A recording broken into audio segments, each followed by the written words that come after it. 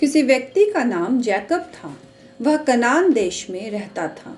वह अपने सभी पुत्रों से बढ़कर जोसेफ से प्रेम रखता था और इसलिए उसके बड़े भाई उससे जलन रखते थे।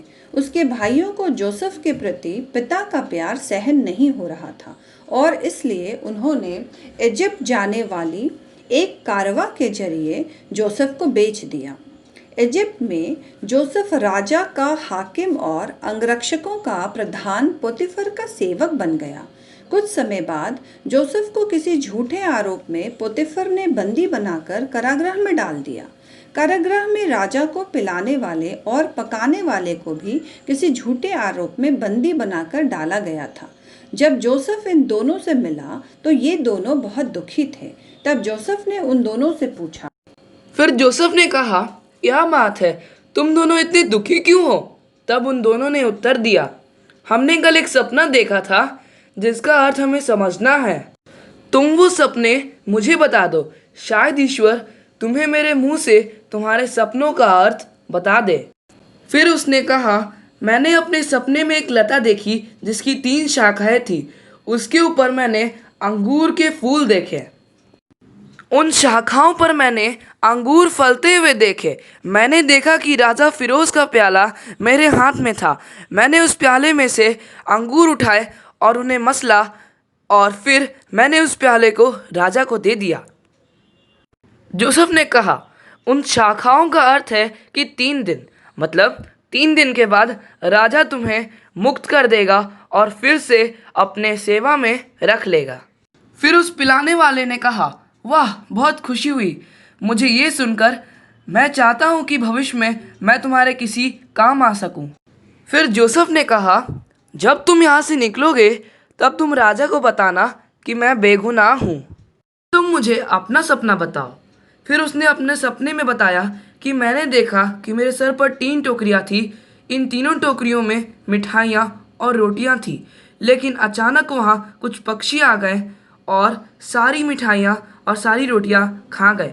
जोसेफ ने कहा, यह तो बहुत दुखद सपना है। इसका यह अर्थ हुआ कि राजा तुम्हें 3 दिन बाद फांसी पर चढ़ा देगा और तुम्हारा मांस पक्षी खाएंगे। 3 दिन बाद वैसा ही हुआ जैसा जोसेफ ने कहा था। 2 साल बीत गए। एक दिन राजा को पिलाने वाला राजा के प्याले को भरकर दिया। उसने देखा कि राजा बहुत दुखी है। फिर पिलाने वाले ने पूछा, क्या बात है महाराज, आप बहुत दुखी दिखाई दे रहे हैं। तब राजा ने कहा, कल मैंने 2 अजीब सपने देखे और मुझे उनका अर्थ समझ में नहीं आ रहा है।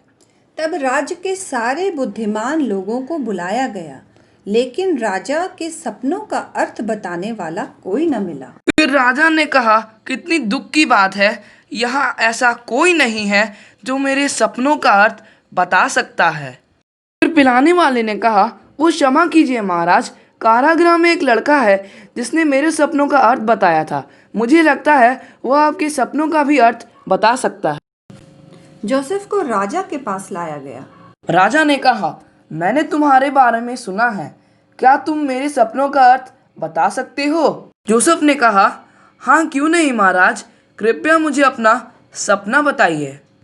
राजा ने कहा, मैं नाइल नदी के किनारे खड़ा था। अचानक नदी में से 7 मोटी गायें बाहर निकली और उन्होंने नदी के किनारे चरना शुरू किया।